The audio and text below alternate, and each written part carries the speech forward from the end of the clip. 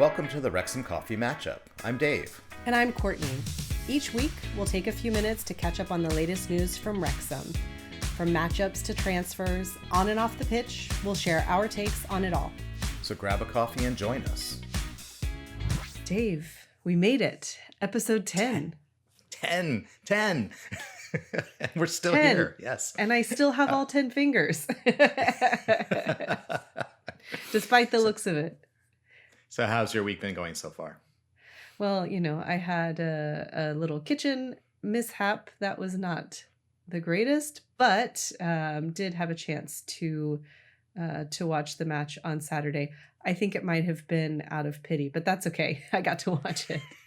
How was your week? Well, it's going pretty good. We had a huge event at work on Saturday after the match, and so I've been able to recover and kind of look forward with a new energy to the week ahead. It's not a spoiler, but we'll talk about what happened last week. So. Well, and actually, even just before Saturday's match, you got to watch some of the World Cup qualifying match, didn't you? Yeah, so I was able to, I was on while I was working, and I was able to put on the BBC iPlayer, which was showing the match, and I had it on in the background. And the part that, it wasn't until I was like in the last 20, 30 minutes of the second half when they brought on Moore and Broadhead as substitutes that I really focused my attention and energy on that. I love that they called them I love that they called them the Wrexham Boys. Did they, when they came on, did they come on together? They came on together and they called them the Wrexham Boys. And for the period of time that they were on together, they just partnered beautifully. You could tell they really got each other and understood each other, which was when I watched the England match the week before. The thing I noticed is that the Wales team just felt sort of out of sorts and was trying to figure each other out and where they were going to be.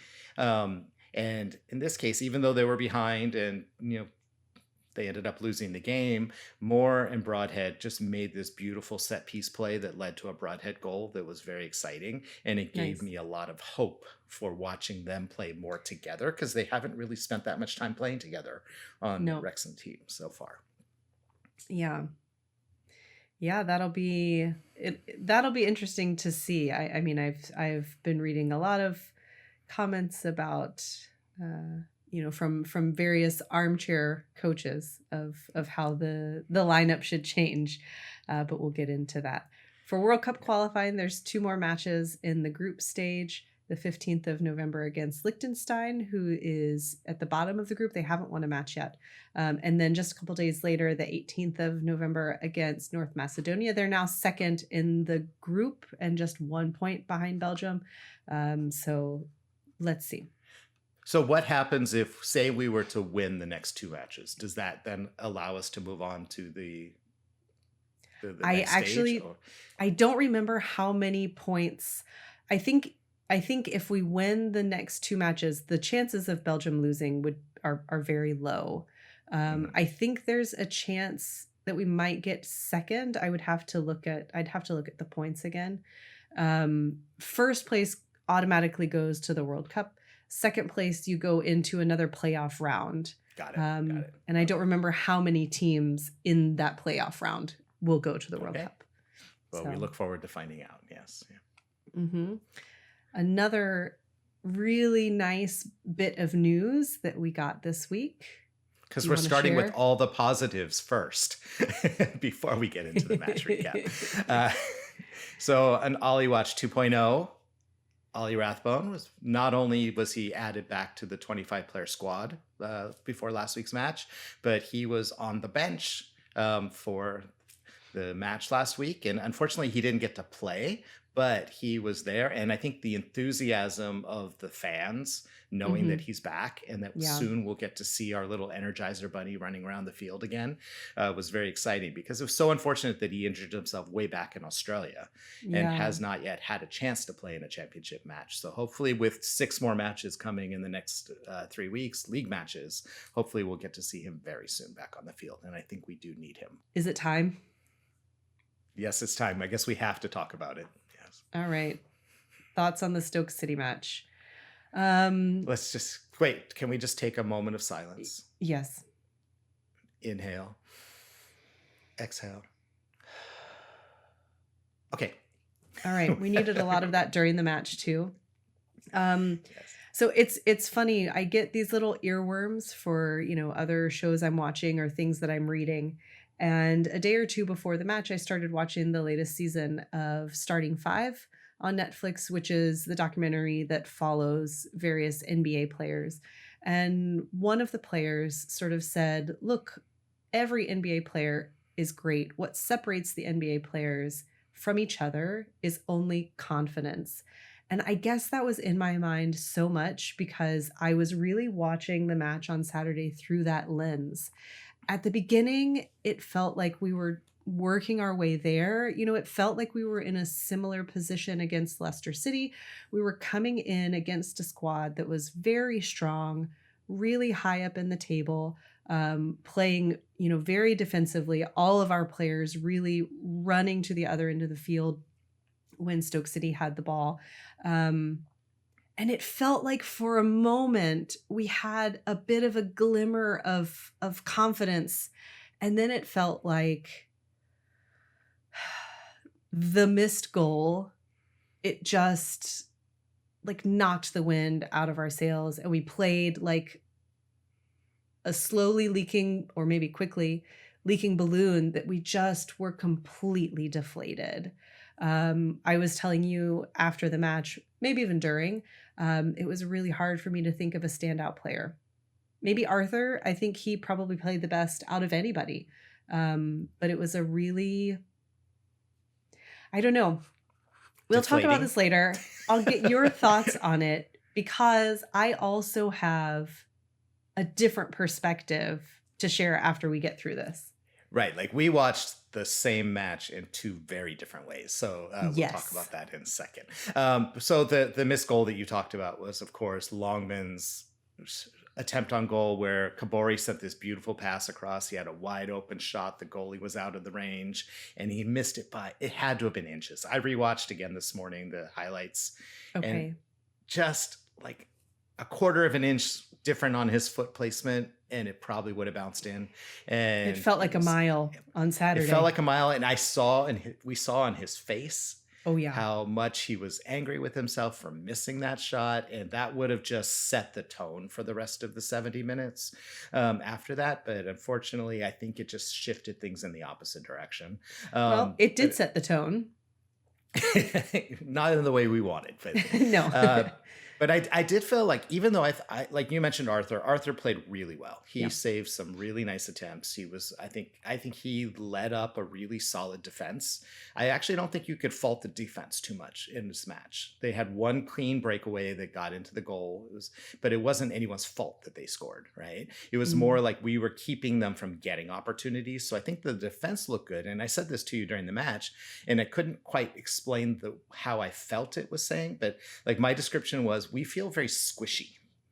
And I thought about what I meant more about squishy, and it's sort of like it really came up in the second half a lot, is the defense would do their job, get it to the midfield, and then more and more as the game goes on, we were launching set pieces up to the front line, and there was no front line there, right? And so they were just going to their defense. And so it was just frustrating to watch because I felt like Moore, who won, I thought we started the match looking a little tired, right? And you would think that with the break and having, that everyone would come in fresh and rested. And I think it was more that he was just lost up there and there wasn't anyone setting him up for success. And it was just so hard to watch until at the 80-minute mark, I believe it was, when they lined up Broadhead and Smith to come in, and I thought, oh, they're going to take more off. And no, they didn't. They instead tripled up on the strikers. And launched into 10. Yeah, go ahead. Oh, I was just going to say, I would have loved to have seen that a little bit sooner than 10 minutes left. A lot of it sooner, even than 10 minutes left. Well, because in those last 10 minutes, I mean, they really had fire. And even the Sky commentary that I was watching said, oh, Wrexham's finally showed up to play in the last 10 minutes. And it's like, oh, there we go. But yeah, it was a very disappointing. I guess we've avoided mentioning the actual score. It was 1-0. So Stoke won 1-0. our first loss in 5 matches. But it was just an overall disappointing thing because I personally thought the international break was the time for the team to take that gelling that we were talking about in the last episode and really solidify it and sort of kind of come up with these new or exciting ways of working together. And it just didn't look like it was happening. It looked like we were just starting all over again from the beginning of the season. But we also had 2 key players that weren't there. Right. So and that I think key players that need to be playing together is the other point I think we could make on that one. Or at least let us see what they can do playing together, right? Well, so I was going to say, so it's interesting that it sounds like in the 3 matches since the last match that we watched, the most interesting, the most fiery matchup has been Broadhead and Moore in the World Cup qualifying match. Yes, I would agree with that. Yes. And some of that magic of our Wrexham boys can maybe be brought to a Wrexham match. Let's see. I'm not going to play. I'm not going to play armchair coach because no, that's way miles above my pay grade. But there's something that we started talking about that, well, a lot of not people, just we, the entire social media universe talked about this on Saturday. And I think even if you weren't on social media and you were watching the match, you were talking about it at least like to the 4 walls of your home, yelling with your cat or whatever your situation was. I realized at halftime, I muted the TV. I couldn't deal with it anymore. I was so anxious. I was so nervous. I was so distraught at how we were playing. And I thought about it in the quietness of my home and realized I don't think we're playing great, but I don't actually think that we're playing as poorly as I think that we are, because the commentary was so terrible. It was really every 5th comment was about Ryan Reynolds' team and how much money we have. And look, I'm all about, calling a spade a spade.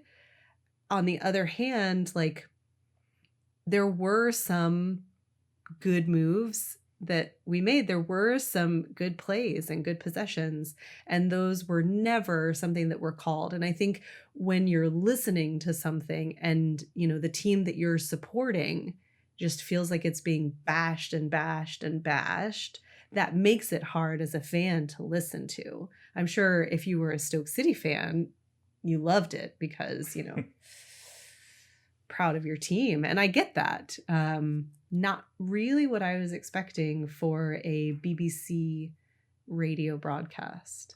So just for a little bit of context. So we both started the match on iFollow, right? And noticed very quickly, we both logged in before it started, and noticed very quickly that the normal warm-up commentary was not Mark and Mia, and it was just Mark and Mia, I understand, this week on commentary, but they weren't the voices that we were hearing. We were hearing BBC Wales, I believe it was, and they were doing the commentary. And there wasn't any indication on social media why, other than I think that the Mark had made a comment on a Patreon video of his that there were technical difficulties. So, which we don't quite know what that means. So there was hope that it would shift maybe back. They would correct the difficulties. They could go back to the normal commentary that so many of us really enjoy listening to.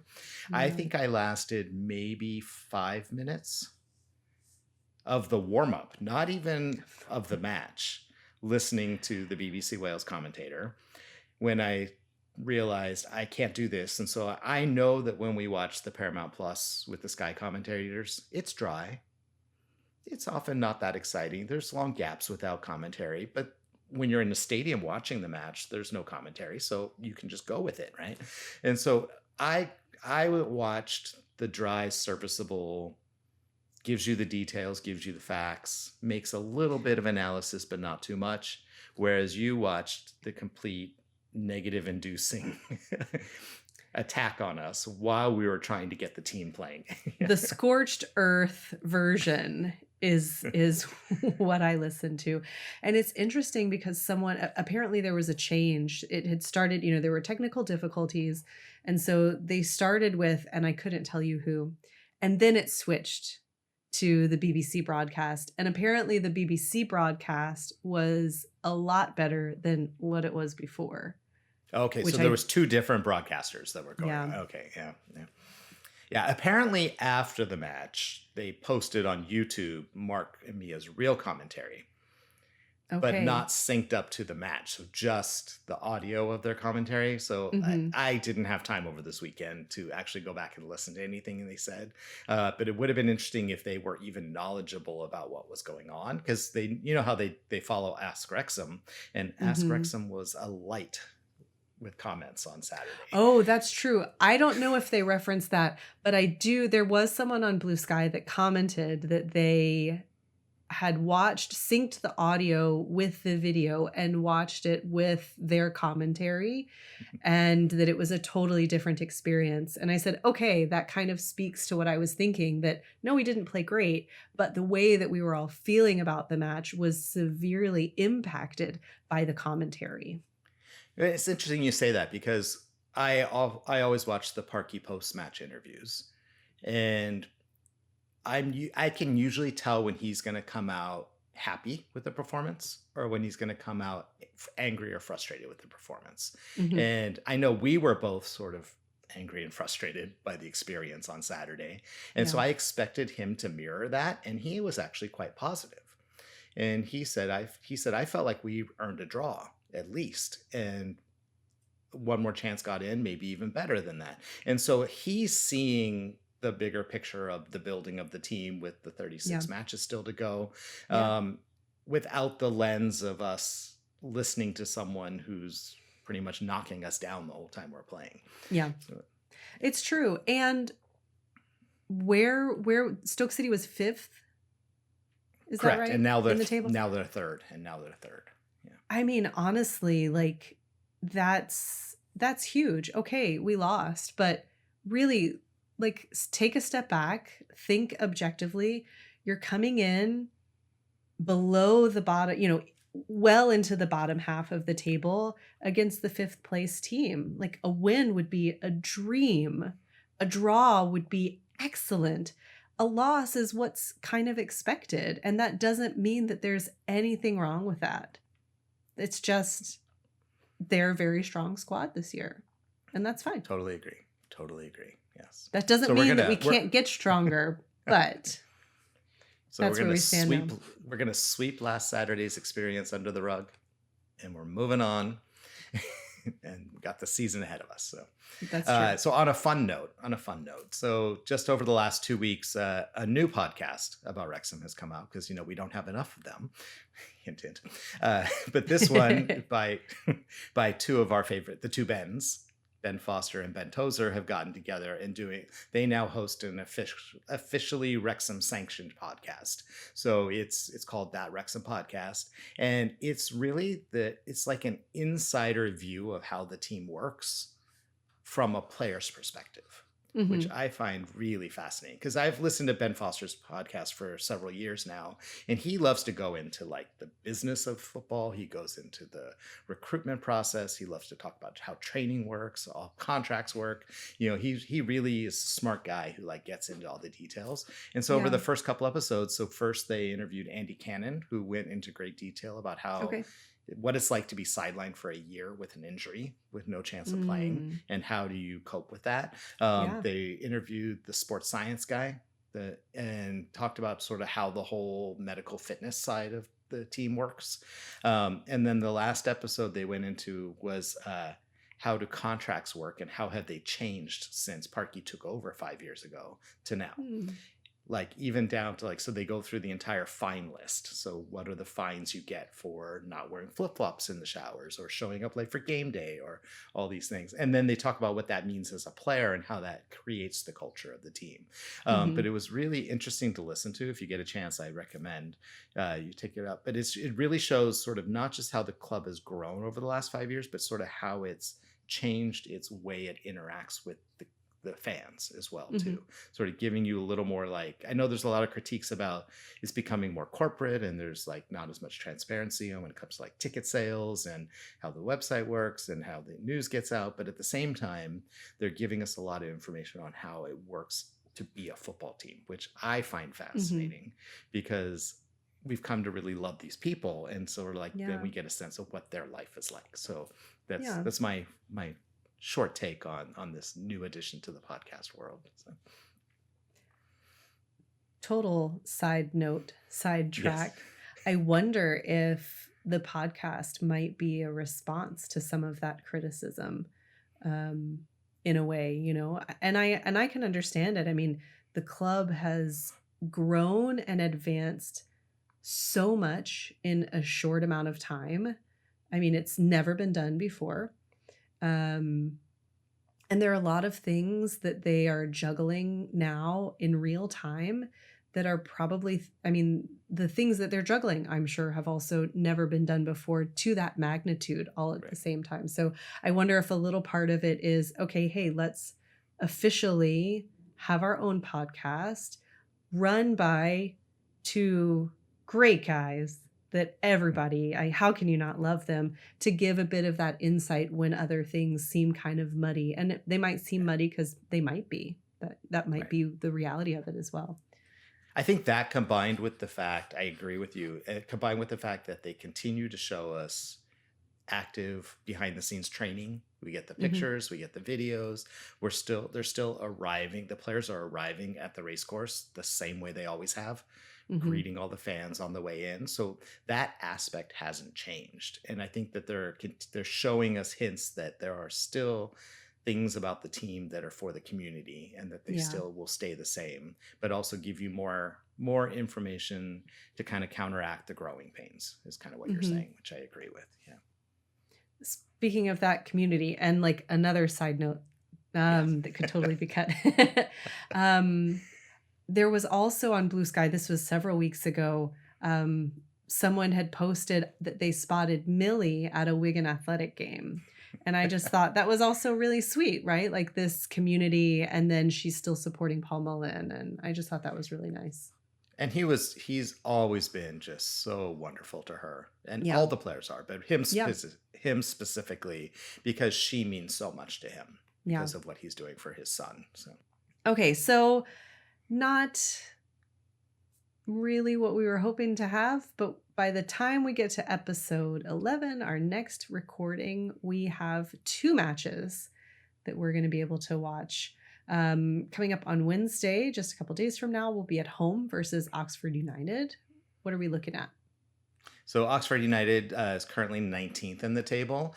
They've been on they're one of the very old teams in the Premier League, or no, I'm sorry, in the Football League. They've been on sort of a parallel path to Wrexham, just on a different timeline. So they were last in the Championship League in 1999. When they were relegated from the Championship, they started a long decline all the way down to the National League, and they were in the National League from 2006 to 2010 when they were promoted back up into League One. Slowly they climbed back up, and it took them up until 2024 to get promoted back into the Championship League. So they made their way back 1 year before us. They're having a very difficult start to the season, a little bit of a rough edges, as we understand as well. They're just 1 point behind us on the table, and they are coming off a win from Derby County last weekend. Yeah. So, but head to head over the history of the teams, they've had a long history, but over the last 12 matchups, we've won every league game against them. Now, it's been quite a while since it's been those matchups, but it's the history is looking good. And the last time we met them was in the 2013-2014 season when they defeated us in the FA Cup. So, but I think the key thing that we're looking for is we need our first match win at home. Yeah. Yeah, but it's number 13 league matchup. Like, is that going to be lucky number 13, unlucky number 13? Ooh, we're going to be on the edge of our seats on Wednesday. We will find out. Yeah. And then we've got a really tough one on this coming Saturday against Middlesbrough. Yeah. So Middlesbrough, they're currently second in the table. They've had 2 draws and 2 wins in the last 5, and they beat Ipswich Town last Saturday. So Middlesbrough was in 1992. They were one of the first Premier League teams. They were in that first cohort of Premier League teams. And for all but 2 seasons since 1992, they have been either in the Premier League or the Championship League. So we are talking about the bigwigs here, right? Yeah. They're currently in 2nd place, like I mentioned, and Saturday will be our first ever league matchup against them. So Okay. we have never played them in a league competition, and the most recent time we played them was back in the 1999 FA Cup. So this is like a whole new ball game for us. Yeah. Mm-hmm. Well, really, we can go in with no expectation, right? That's what that means. Clean slate on the league. Clean slate on the league, right? Yeah. Well, that's all we have time for. Thanks for joining us this week. Please like, comment, and subscribe. You can also email us at wxmcoffeematchup@gmail.com. All one word, that's wxmcoffeematchup@gmail.com. Or you can follow us on Instagram and Blue Sky at wxmcoffeematchup. From the cop to your coffee cup, that's all for today's Wrexham Coffee Matchup. Keep it brewing, keep it red, and as always, up the town.